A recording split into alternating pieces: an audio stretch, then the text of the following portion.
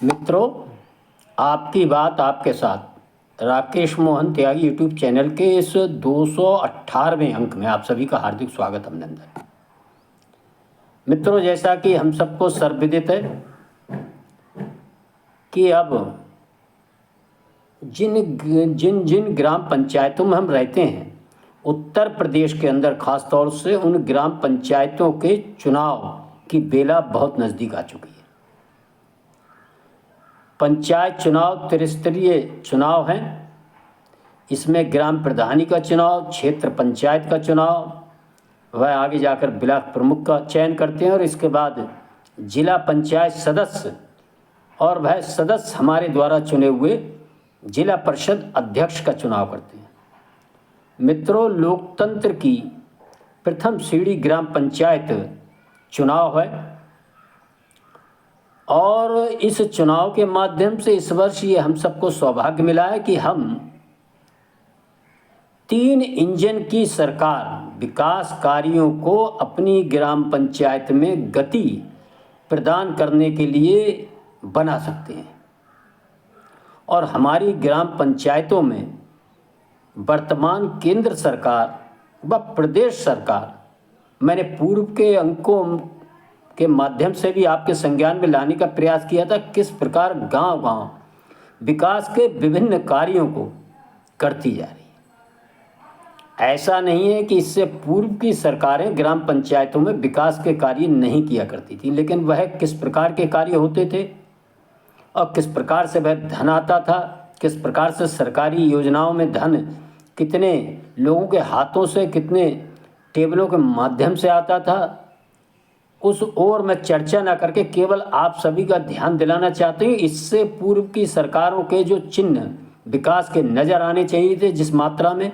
वह नहीं आ रहे हैं। लेकिन वर्तमान सरकार द्वारा लगातार ग्राम पंचायतों में किए कार्य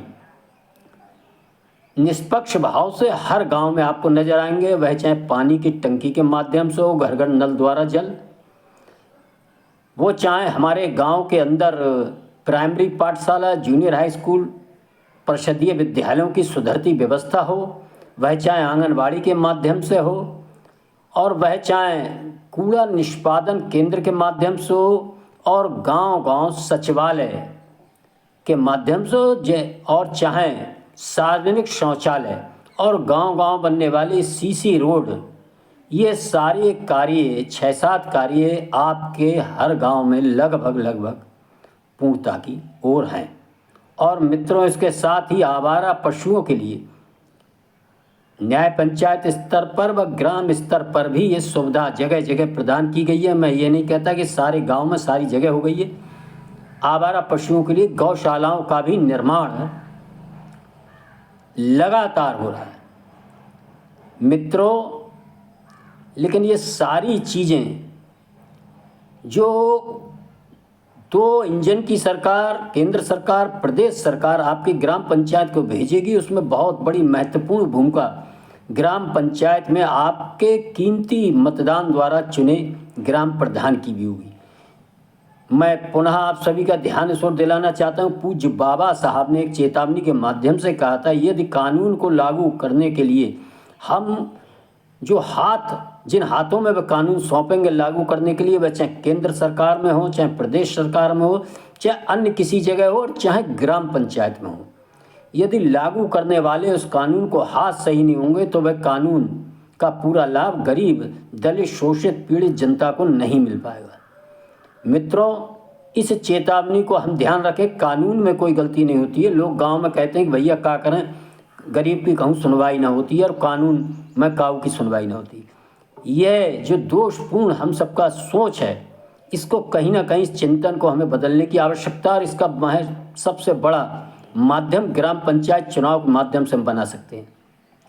मित्रों, जब हम अपना कीमती वोट निजी हितों के आधार पर, जातिवाद के आधार पर और भाई भतीजावाद पर ग्राम प्रधान चुनने में, बीडीसी मेंबर चुनने में, जिला पंचायत सदस्य चुनने में, और छोटे छोटे किसी ने वॉलीबॉल का नेट दे दिया, किसी ने क्रिकेट के बैट दे दिए, लोगों को, नवयुवकों को बांट दिए, किसी ने साथ चूड़ी बांट दी, किसी ने पाजेब बांट दी, किसी ने साड़ी बांट दी, और सबसे बड़ा जो प्रचलन जो शराब और मांस का चला करता है, और उसके आधार पर जब हम पूज्य बाबा साहब द्वारा जो हमको एक मतदान का एक महत्वपूर्ण अधिकार दिया गया था, उसको हमें ऐसी छोटी छोटी चीज़ों पे तराजू पे तौल कर अपना मतदान ग्राम हित, ग्राम पंचायत हित, गरीब हित में न देकर ऐसे निजी हितों के आधार पर देने का काम करेंगे, तो कहीं ना कहीं हम अपनी ग्राम पंचायत में विकास की, प्रगति की गति को रोकने का ही काम कर रहे हैं। और इसके बाद हम सब किसी और को दोष दें तो ये कोई भी उचित तरीका आप सबका नहीं है। हम सबको अपने गिरेबान में झांकना चाहिए कि मैंने अपना ग्राम प्रधान चुनते हुए, मैंने अपना क्षेत्र पंचायत सदस्य चुनते हुए, मैंने अपना जिला पंचायत सदस्य चुनते हुए निजी हितों से ऊपर उठकर, और अब निजी हितों से ऊपर उठकर नहीं, ऐसे निजी हितों से ऊपर उठकर मतदान करने वालों का संगठन करने की आवश्यकता है। और अपने गांव में ये प्रचार और ये जानकारी भी लोगों को देने की आवश्यकता है कि भाई ऐसा कोई नवयुवक अपने गांव से देखें, ऐसा कोई व्यक्ति देखें जिसकी पृष्ठभूमि गांव में हर व्यक्ति के बारे में जानता है, अपने आस पड़ोस के गांव के बारे में जानता है, वह व्यक्ति कैसा है, उसका चाल चरित्र और चेहरा कैसा है, और उसके हिसाब से उसको बाकायदा तैयार करें और उसको ये सांत्वना भी दें कि उसका एक पैसा हम इन चुनाव में खर्च नहीं देंगे, लेकिन और बिना किसी निजी हित के, बिना किसी शराब के, बिना किसी प्रलोभन के हम सब ऐसा समूह एक तैयार है और वह कीमती अपना मतदान देकर ग्राम पंचायत की प्रगति को गति देने में अपना सहयोग प्रदान करेंगे। मित्रों, मेरा आप सभी से अनुरोध है, ये चुनाव संभवतः इस वर्ष भी हो सकते हैं और वरना अगले वर्ष होली के तरफ ये होना ही होना है। लगभग 1 वर्ष है, लेकिन कुछ चर्चाएं ये सुनने में आ रही हैं कि ये चुनाव इस वर्ष की अंतिम बेला में भी किया जा सकता है। मित्रों, हम सब अभी से ये अपने मनन चिंतन करें और अपने अपने आसपास ऐसे लोगों को जो लगातार एक दूसरे में कमी निकालने का काम करते हैं, उनको भी ये प्रेरणा दें, उनको भी बताएं, और इस अंक के माध्यम से इस अंक को सुनकर ज़्यादा से ज़्यादा शेयर भी करें, जिससे कि ये जानकारी अन्य लोगों को भी प्राप्त हो सके और वो भी मानसिक स्तर से अभी से अपनी ऐसी मानसिकता बना, ऐसे लोगों को कहीं ना कहीं एकत्र करें। गांव में अगर कहीं 10-20 परिवार भी अगर इस मानसिकता के हैं तो आप निश्चित जानिए वह अपनी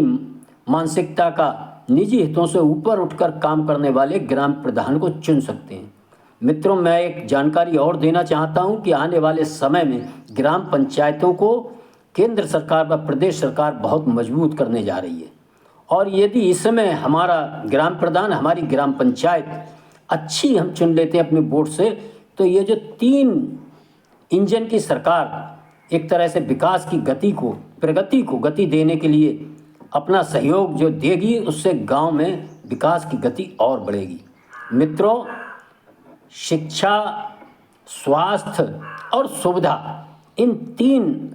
बिंदुओं पर हम आकलन करें कि आखिर जो वर्तमान प्रधान है, आने वाला प्रधान हमारा आवारा पशुओं के लिए उसके पास क्या रोड मैप है, क्या वो कर सकता है, इस समय क्या कर रहा है, और जो सचिवालय बने हुए हैं इनमें सारी सुविधाएं सरकार ने देने का पंचायत सहायक के माध्यम से निर्णय लिया था, वह प्रधान, वर्तमान प्रधान उन निर्णयों को कितना हमारी ग्राम पंचायत में लागू करके हमारी जनता को जनसेवा केंद्र वहीं चलने वाला है, चलता है। सारी सरकारी योजनाओं का ऑनलाइन हमारे गांव में वर्तमान प्रधान द्वारा, पंचायत सहायक के द्वारा कराया जा रहा है क्या नहीं कराया जा रहा है। हमारी ग्राम पंचायत में बने सचिवालय में हमारे ग्राम प्रधान द्वारा लेखपाल, पंचायत सचिव, सेक्रेटरी व अन्य जो सरकारी अधिकारी होते हैं उनका मासिक रूप से कोई ऐसा रोटेशन कार्यक्रम तय कराया है कि नहीं कराया है, जिससे कि हमें अपने गांव में इन सब चीज़ों की सुविधा मिल सके। सरकार ने ये सुविधा के लिए सचिवालय बनाया है, लेकिन यदि हमारा ग्राम प्रधान जागरूक नहीं है, पढ़ा लिखा नहीं है, सक्षम नहीं है और वह केवल अपने निजी हितों को पूर्ति करने के लिए लगा रहता है, उसमें उसका भी कोई दोष नहीं कि उसने भी चुनाव में बड़ा मोटा पैसा केवल शराब और छोटी मोटी चीज़ जो 10-15 दिन खर्च करके जनता का वोट खरीदा था वह अपने उसी काम में लगा रहता है। इसलिए हम सबको इन सब चीज़ों को जानकारी रखना चाहिए और आने वाले समय में हमारे गांव में अन्नपूर्णा भवन बनने जा रहे हैं, कुछ गांव में बन भी चुके हैं, बारात घर व सामुदायिक केंद्र जिनका नाम उत्सव केंद्र किया गया और इस बजट में प्रदेश सरकार के बजट में बड़ा अच्छा पैसा इसके लिए उपलब्धि भी कराया है। मित्रों, अगली ग्राम पंचायत में और कुछ जगह जहाँ सक्षम ग्राम प्रधान है, पढ़े लिखे ग्राम प्रधान है, जागरूक ग्राम प्रधान है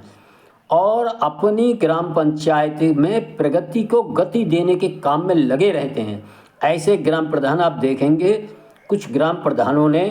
अन्नपूर्णा भवन उनके ग्राम पंचायतों में बन भी गए। अन्नपूर्णा भवन में लगातार जो राशन की दुकान है, जनसेवा केंद्र है व अन्य सारी मार्केट से संबंधित जरूरी चीज़ें हैं वह वहीं मिलेंगी और भी सारी सुविधाएं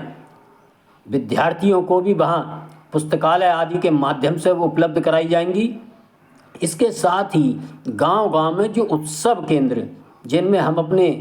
गरीब गांव की जनता जिनके पास ऐसा सामर्थ्य नहीं है कि वो अपनी बेटियों की बारात के लिए बड़े महंगे बारात घर ले सकें, उनके लिए सुविधा सरकार गांव में उपलब्ध करानी जा रही है। लेकिन मित्रों, यदि हमने इन चुनाव में केवल और केवल अपने निजी हितों को आगे रखकर नशे में व अन्य कुछ चीज़ों के आधार पर अपना कीमती मत दिया